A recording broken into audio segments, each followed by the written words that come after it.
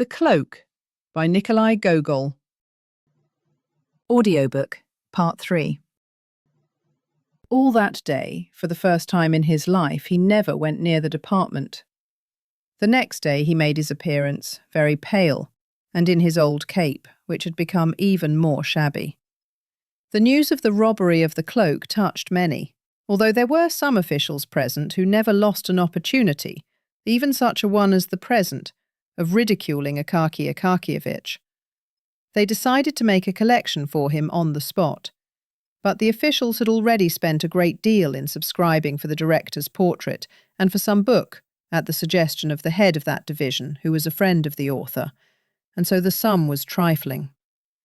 One of them, moved by pity, resolved to help Akaky Akakievich with some good advice at least, and told him that he ought not to go to the police, for although it might happen that a police officer, wishing to win the approval of his superiors, might hunt up the Cloak by some means, still, his Cloak would remain in the possession of the police if he did not offer legal proof that it belonged to him. The best thing for him, therefore, would be to apply to a certain prominent personage, since this prominent personage, by entering into relation with the proper persons, could greatly expedite the matter. As there was nothing else to be done, Akaky Akakievich decided to go to the prominent personage. What was the exact official position of the prominent personage remains unknown to this day. The reader must know that the prominent personage had but recently become a prominent personage, having up to that time been only an insignificant person. Moreover, his present position was not considered prominent in comparison with others still more so. But there is always a circle of people to whom what is insignificant in the eyes of others is important enough. Moreover, he strove to increase his importance by sundry devices. For instance, he managed to have the inferior officials meet him on the staircase when he entered upon his service. No one was to presume to come directly to him, but the strictest etiquette must be observed. The collegiate recorder must make a report to the government secretary, the government secretary to the titular councillor, or whatever other man was proper, and all business must come before him in this manner. In Holy Russia, all is thus contaminated with the love of imitation. Every man imitates and copies his superior. They even say that a certain titular councillor, when promoted to the head of some small, separate office, immediately partitioned off a private room for himself, called it the audience chamber, and posted at the door a lackey with red collar and braid, who grasped the handle of the door and opened to all comers, though the audience chamber would hardly hold an ordinary writing table. The manners and customs of the prominent personage were grand and imposing, but rather exaggerated. The main foundation of his system was strictness. Strictness, strictness, and always strictness, he generally said. And at the last word he looked significantly into the face of the person to whom he spoke. But there was no necessity for this, for the half-score of subordinates, who formed the entire force of the office, were properly afraid. On catching sight of him afar off, they left their work and waited, drawn up in line, until he had passed through the room. His ordinary converse with his inferiors smacked of sternness, and consisted chiefly of 3 phrases. How dare you? Do you know whom you are speaking to? Do you realize who is standing before you? Otherwise, he was a very kind-hearted man, good to his comrades and ready to oblige. But the rank of general threw him completely off his balance. On receiving any one of that rank, he became confused, lost his way, as it were, and never knew what to do.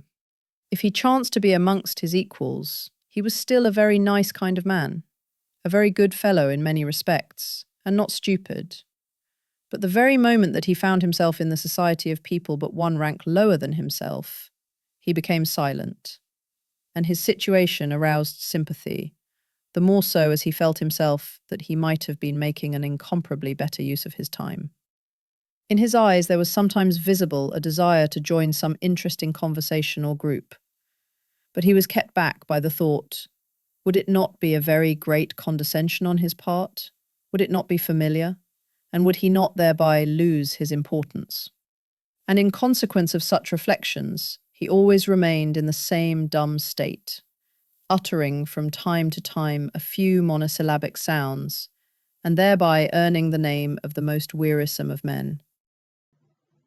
To this prominent personage, Akaky Akakievich presented himself, and this at the most unfavourable time for himself, though opportune for the prominent personage. The prominent personage was in his cabinet, conversing very gaily with an old acquaintance and companion of his childhood, whom he had not seen for several years, and who had just arrived, when it was announced to him that a person named Bashmachkin had come. He asked abruptly, "Who is he?" "Some official," he was informed. "Ah, he can wait. This is no time for him to call," said the important man. It must be remarked here that the important man lied outrageously. He had said all he had to say to his friend long before, and the conversation had been interspersed for some time with very long pauses, during which they merely slapped each other on the leg and said, "You think so, Ivan Abramovich?" "Just so, Stepan Varlamovich." Nevertheless, he ordered that the official should be kept waiting, in order to show his friend, a man who had not been in the service for a long time, but had lived at home in the country, how long officials had to wait in his anteroom. At length, having talked himself completely out, and more than that, having had his fill of pauses, and smoked a cigar in a very comfortable armchair with reclining back, he suddenly seemed to recollect, and said to the secretary, who stood by the door with papers of reports, "So, it seems that there is an official waiting to see me. Tell him that he may come in." On perceiving Akaky Akakievich's modest mien and his worn uniform, he turned abruptly to him and said, "What do you want?" in a curt, hard voice, which he had practiced in his room in private and before the looking-glass, for a whole week before being raised to his present rank. Akaky Akakievich, who was already imbued with a due amount of fear, became somewhat confused, and, as well as his tongue would permit, explained, with a rather more frequent addition than usual of the word that his cloak was quite new, and had been stolen in the most inhuman manner, that he had applied to him in order that he might in some way, by his intermediation, that he might enter into correspondence with the chief of police and find the cloak. For some inexplicable reason, this conduct seemed familiar to the prominent personage. "What, my dear sir?" he said abruptly. "Are you not acquainted with etiquette? To whom have you come? Don't you know how such matters are managed? You should first have presented a petition to the office. It would have gone to the head of the department, then to the chief of the division. Then it would have been handed over to the secretary, and the secretary would have given it to me." "But, Your Excellency," said Akaky Akakievich, trying to collect his small handful of wits, and conscious at the same time that he was perspiring terribly. "I, Your Excellency, presume to trouble you because secretaries are an untrustworthy race." What? Said the important personage. "Where did you get such courage? Where did you get such ideas? What impudence towards their chiefs and superiors has spread among the young generation?" The prominent personage apparently had not observed that Akaky Akakievich was already in the neighbourhood of 50. If he could be called a young man, it must have been in comparison with someone who was 70. "Do you know to whom you are speaking? Do you realise who is standing before you? Do you realise it? Do you realise it, I ask you?" Then he stamped his foot and raised his voice to such a pitch that it would have frightened even a different man from Akaky Akakievich. Akaky Akakievich's senses failed him. He staggered, trembled in every limb, and, if the porters had not run in to support him, would have fallen to the floor. They carried him out insensible.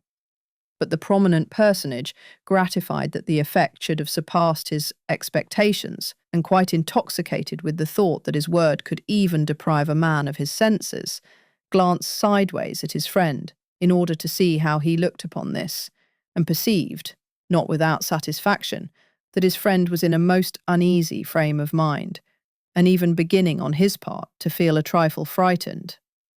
Akaky Akakievich could not remember how he descended the stairs and got into the street. He felt neither his hands nor feet. Never in his life had he been so rated by any high official, let alone a strange one. He went staggering on through the snowstorm which was blowing in the streets, with his mouth wide open.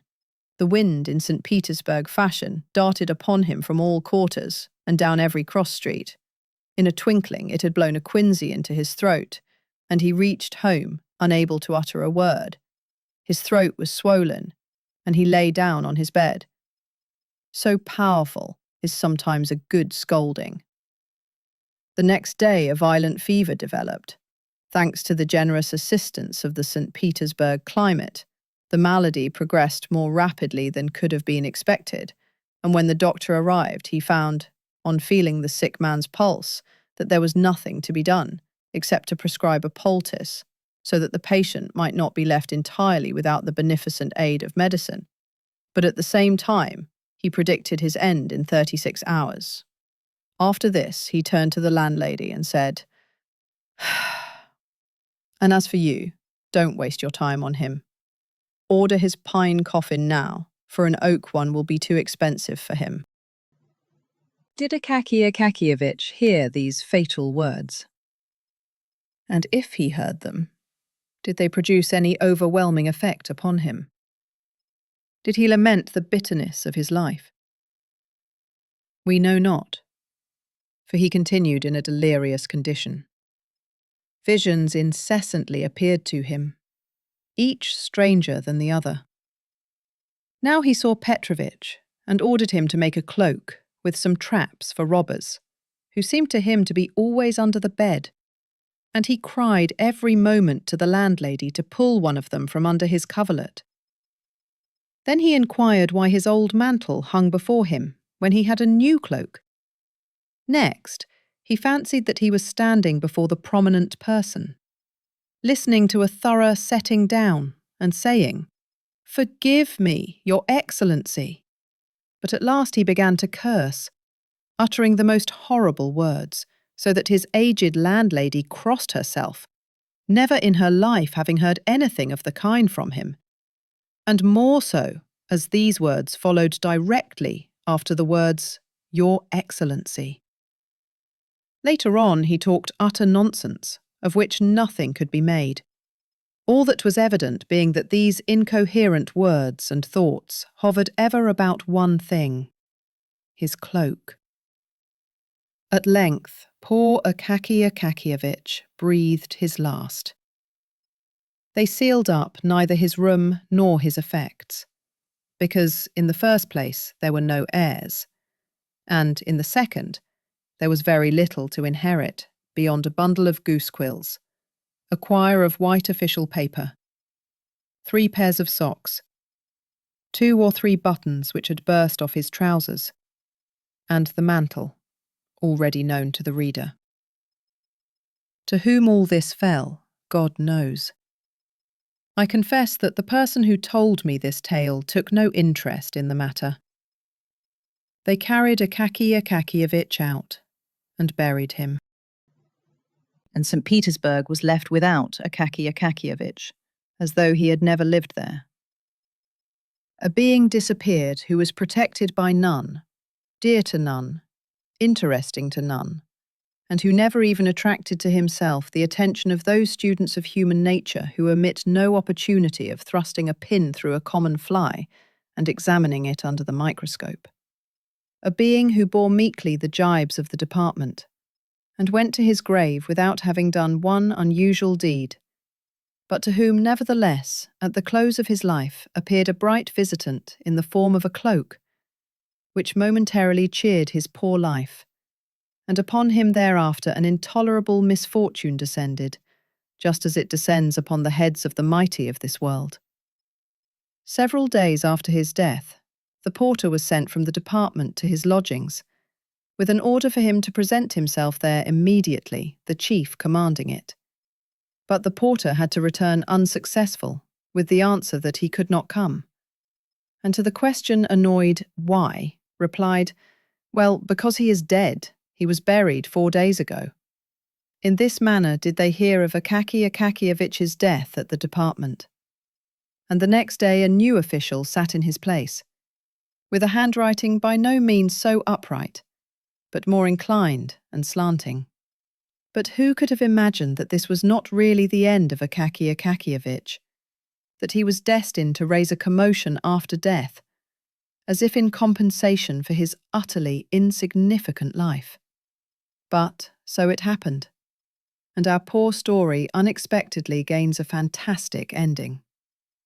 A rumour suddenly spread through St. Petersburg that a dead man had taken to appearing on the Kalinkin Bridge and its vicinity at night, in the form of an official seeking a stolen cloak, and that, under the pretext of its being the stolen cloak, he dragged without regard to rank or calling everyone's cloak from his shoulders, be it catskin, beaver, fox, bear, sable, in a word, every sort of fur and skin which men adopted for their covering.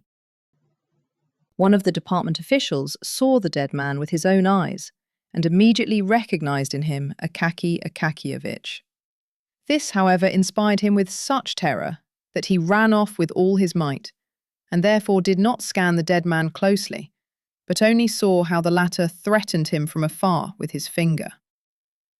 Constant complaints poured in from all quarters that the backs and shoulders, not only of titular but even of court councillors, were exposed to the danger of a cold, on account of the frequent dragging off of their cloaks. Arrangements were made by the police to catch the corpse, alive or dead, at any cost, and punish him as an example to others in the most severe manner. In this they nearly succeeded, for a watchman on guard in Kirinshkin Lane caught the corpse by the collar on the very scene of his evil deeds, when attempting to pull off the frieze cloak of a retired musician. Having seized him by the collar, he summoned with a shout 2 of his comrades, whom he enjoined to hold him fast, while he himself felt for a moment in his boot, in order to draw out his snuff-box and refresh his frozen nose. But the snuff was of a sort which even a corpse could not endure.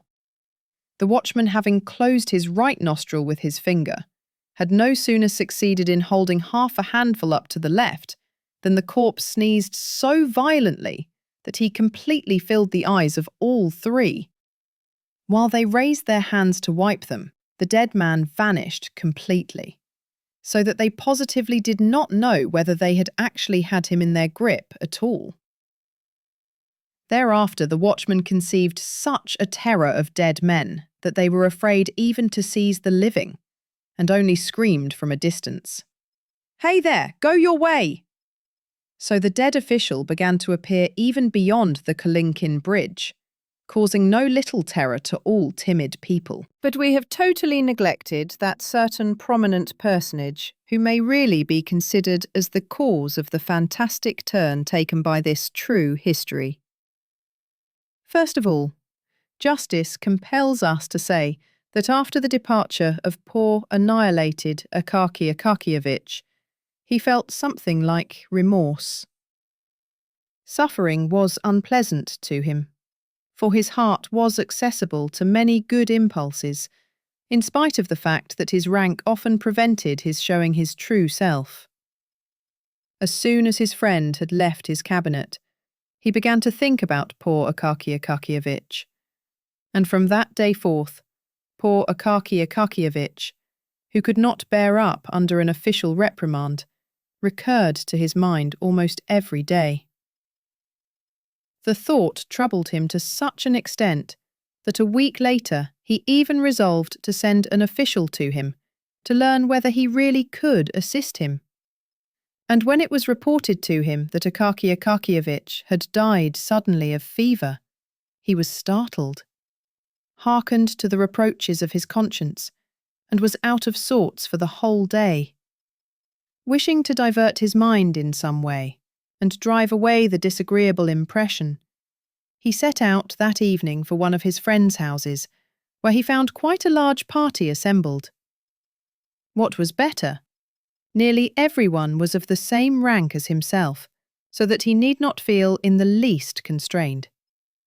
This had a marvellous effect upon his mental state. He grew expansive, made himself agreeable in conversation.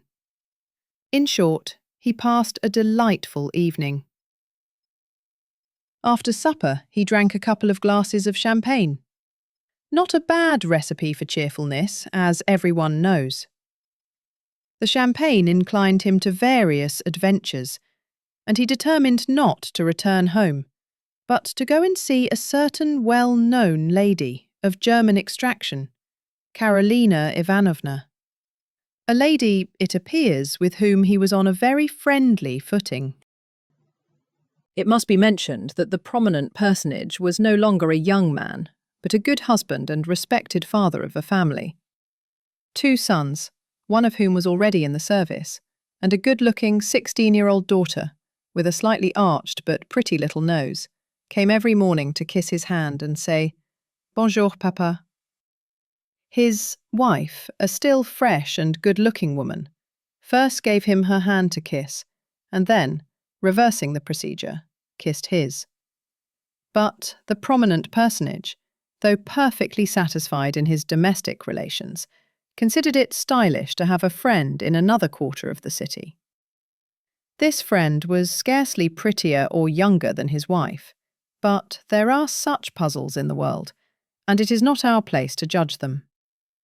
So the important personage descended the stairs, stepped into his sledge, said to the coachman, "To Karolina Ivanovna's," and, wrapping himself luxuriously in his warm cloak, found himself in that delightful frame of mind than which a Russian can conceive nothing better, namely, when you think of nothing yourself, yet when the thoughts creep into your mind of their own accord, each more agreeable than the other, giving you no trouble either to drive them away or seek them.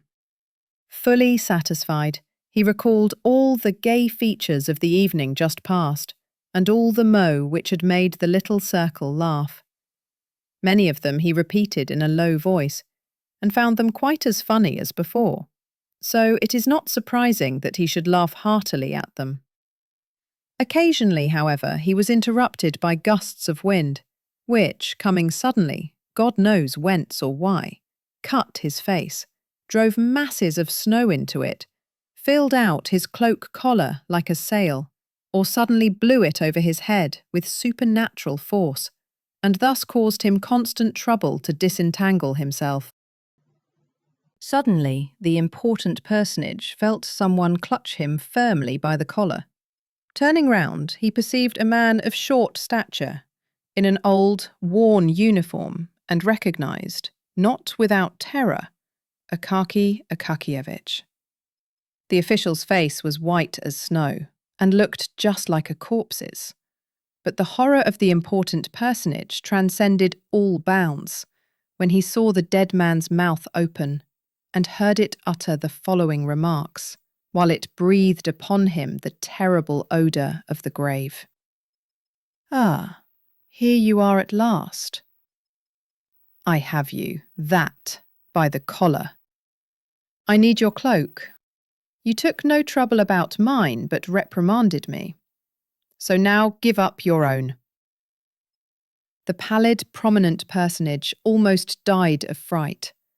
Brave as he was in the office and in the presence of inferiors generally, and although, at the sight of his manly form and appearance, everyone said, "Ugh, how much character he has," at this crisis, he, like many possessed of an heroic exterior, experienced such terror that, not without cause, he began to fear an attack of illness. He flung his cloak hastily from his shoulders and shouted to his coachman in an unnatural voice, "Home at full speed!" The coachman, hearing the tone which is generally employed at critical moments, and even accompanied by something much more tangible, drew his head down between his shoulders in case of an emergency, flourished his whip, and flew on like an arrow. In a little more than 6 minutes, the prominent personage was at the entrance of his own house. Pale, thoroughly scared, and cloakless, he went home instead of to Karolina Ivanovna's, reached his room somehow or other, and passed the night in the direst distress. So that the next morning, over their tea, his daughter said, "You are very pale today, Papa." But Papa remained silent and said not a word to anyone of what had happened to him, where he had been, or where he had intended to go. This occurrence made a deep impression upon him. He even began to say, "How dare you? Do you realize who is standing before you?" Less frequently to the under-officials, and if he did utter the words, it was only after first having learned the bearings of the matter. But the most noteworthy point was that from that day forward the apparition of the dead official ceased to be seen. Evidently, the prominent personage's cloak just fitted his shoulders. At all events, no more instances of his dragging cloaks from people's shoulders were heard of. But many active and solicitous persons could by no means reassure themselves, and asserted that the dead official still showed himself in distant parts of the city. In fact, one watchman in Kolomen saw with his own eyes the apparition come from behind a house. But the watchman was not a strong man, so he was afraid to arrest him, and followed him in the dark, until at length the apparition looked round, paused, and inquired, "What do you want?" at the same time showing such a fist as is never seen on living men. The watchman said, "Nothing," and turned back instantly. But the apparition was much too tall, wore huge moustaches, and directing its steps apparently towards the Overcoat bridge, disappeared in the darkness of the night.